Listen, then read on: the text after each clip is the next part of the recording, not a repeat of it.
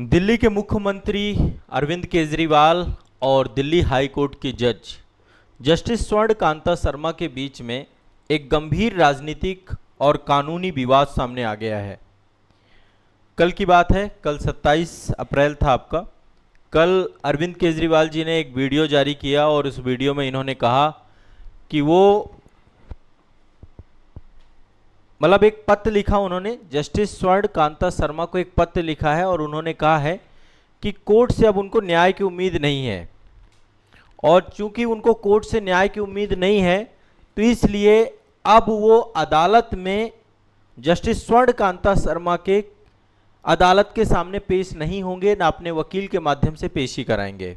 यानी पर न्याय पर अविश्वास और बहिष्कार जैसी बात जो है उन्होंने अपने पत्र पर कही जस्टिस स्वर्ण कांता शर्मा जी को लेकर के। साथ ही सत्याग्रह का ऐलान किया। उन्होंने कहा कि अब वो गांधी जी के मार्ग पर जा रहे हैं, गांधी जी के मार्ग पर, सत्याग्रह के मार्ग पर जा रहे हैं। उन्होंने कहा कि जस्टिस स्वर्ण कांता शर्मा, आप सभी को पता है पहले इन्होंने रिक्यूजल की बात कही थी और इस पे ऑलरेडी मैंने एक डिटेल वीडियो आप सभी के लिए बनाया था। तो आप सभी जानते हैं ये दिल्ली हाई कोर्ट की जज हैं, है ना। 20 अप्रैल 2026 को अरविंद केजरीवाल जी के द्वारा इनके सामने एक याचिका जो है दाखिल की गई थी, बाद में उसको खारिज कर दिया, इनके द्वारा खारिज कर दी गई। और उस जो याचिका थी उसमें जो शराब नीति का मामला है, लीकर पॉलिसी केस जो आपका चल रहा था, उसकी सुनवाई चल रही है। लोअर कोर्ट ने अरविंद केजरीवाल जी को पूरी तरीके से जो है बाइज्जत बरी कर दिया है। मामला सीबीआई के द्वारा हाई कोर्ट में लाया गया। हाई कोर्ट में जो जज हैं इस पूरे केस की सुनवाई कर रही हैं वो जस्टिस स्वर्ण कांता शर्मा हैं। तो केजरीवाल जी ने कहा था कि जस्टिस स्वर्ण कांता शर्मा जो हैं ये एक जो है अधिवक्ता परिषद है जो कि आरएसएस से जिसका जुड़ाव है, उस परिषद में लगातार जाती हैं। हितों का टकराव का मामला, नेचुरल जस्टिस का मामला, साथ ही इनके जो बेटे हैं वो सरकार के जो है लीगल पैनल पे काम कर रहे हैं, तुषार मेहता के साथ काम कर रहे हैं।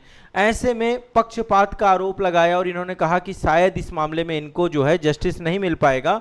ऐसा जो है मामला करके इन्होंने कहा कि आप इस केस से हट जाइए, जिसमें जस्टिस शर्मा ने पूरी याचिका और दलीलों को खारिज कर दिया। और उन्होंने कहा कि एक जज को केवल इसलिए केस से नहीं हटना चाहिए क्योंकि याचिकाकर्ता को राहत मिलने की आशंका है।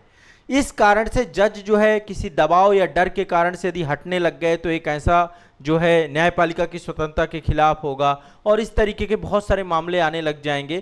तो कोर्ट ने सख्त लहजे में किसी भी नेता के न्यायिक क्षमता को जज के सामने अनुमति नहीं दी जा सकती है।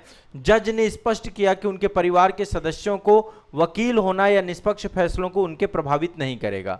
ये पूरी मामले जो है ये मामला पूरा निकल के आया था और इसी मामले पर आगे का अपडेट है जो कि मैं आप चाहता हूं कि आप सभी जानिए, क्योंकि ये पूरा का पूरा मामला हमारी न्यायपालिका और जो है राजनीतिक जो है एक जुड़ाव से जुड़ा हुआ है। ठीक है, पूरा मामला आप लोगों को मैंने इसके पिछले वाले सेशन पे स्पष्ट किया था। अब जो ये पूरा नया मामला है, इस पूरे मामले को मैं आपको समझा रहा हूं। देखिए, जैसा कि मैंने आपको बताया कि न्याय पर अविश्वास और बहिष्कार जैसी बातें पहली बार हो रही है। केजरीवाल जी ने सत्याग्रह का ऐलान कहा है। साथ ही केस ट्रांसफर की जो मांग हुई थी 20 अप्रैल 2026 को, जस्टिस शर्मा ने केजरीवाल की याचिका को खारिज किया था, जिसमें इन्होंने कहा था कि ये मामले को आप किसी दूसरे जज को ट्रांसफर कर दीजिए, आप इस मामले की सुनवाई स्वयं ना करिए। यही पूरा मामला हुआ था, है ना। जस्टिस शर्मा ने पूरी पिटीशन खारिज कर दिया और उन्होंने कहा कि किसी ठोस कारण से केस से हटना उनकी ड्यूटी से, उनके कर्तव्य से मुंह मोड़ने जैसा होगा। ठीक है, तो ये पूरा का पूरा मैटर था और इस मैटर में अब समझिए इसका जो आपको जानना चाहिए कि एक्चुअल में हमारा संविधान इन सब मुद्दों पे क्या कहता है। केजरीवाल और जस्टिस स्वर्ण कांता शर्मा जी के बीच में जो हालिया टकराव चल रहा है, इसमें संवैधानिक और विधिक प्रावधान क्या है। जजों द्वारा खुद को केस से अलग करना, जिसको हम रिक्यूजल शब्द यूज करते हैं, क्या न्यायिक स्वतंत्रता से जुड़ा हुआ है या भारतीय कानून को लेकर के, इसको लेकर कुछ। देखिए, आप सभी जानते हैं न्यायिक पृथक्करण का जो रिक्यूजल की बात जो हो रही है, भारत में जज किसी भी मामले की सुनवाई से खुद को अलग करने के लिए कोई लिखित या संहिताबद्ध नियम नहीं बना हुआ, कोई ऐसा कोड नहीं बना हुआ, ऐसा कोई कानून नहीं बना हुआ कि जज किन मामलों में अपने आप को अलग करेंगे। हाँ, नेचुरल जस्टिस जो प्राकृतिक न्याय का सिद्धांत है कि अपने स्वयं के मामले में वो कभी भी जो है सुनवाई नहीं कर सकते, हितों का टकराव के मामले में सुनवाई नहीं कर सकते हैं। तो निश्चित तौर पे केजरीवाल जी के द्वारा ये जो पूरा मुद्दा उठाया गया है ये हितों के टकराव से जुड़ा हुआ है। ठीक है, ओवरऑल रिक्यूजल का मामला है कि किसी मामले से कोई जज किसी मुद्दे से हटेगा, उसमें उसका विवेक और अंतरात्मा पर निर्भर करता है। ठीक है, जब जज स्वयं हितों के टकराव, कॉन्फ्लिक्ट ऑफ इंटरेस्ट को देखते हुए केस छोड़ दे, तो ये इनके ऊपर था कि इस केस से हट सकती थी या नहीं हट सकती थी। ठीक है, दूसरा, केजरीवाल जी के द्वारा अनुरोध किया गया था लेकिन मजबूर नहीं कर सकते, ये भी किसी जज को हटने के लिए, इस तरीके का कोई मामला है नहीं। यदि थोड़ा बहुत और समझें, बहुत सारे सुप्रीम कोर्ट के ऐसे लैंडमार्क जजमेंट हैं, कुछ जजमेंटों के मैं नाम आपको बताता हूं। नेमो जुडिक्स इन कौसा सुआ, इसका मतलब क्या है? कई सारे निर्णयों से चीजें निकल के आई हैं।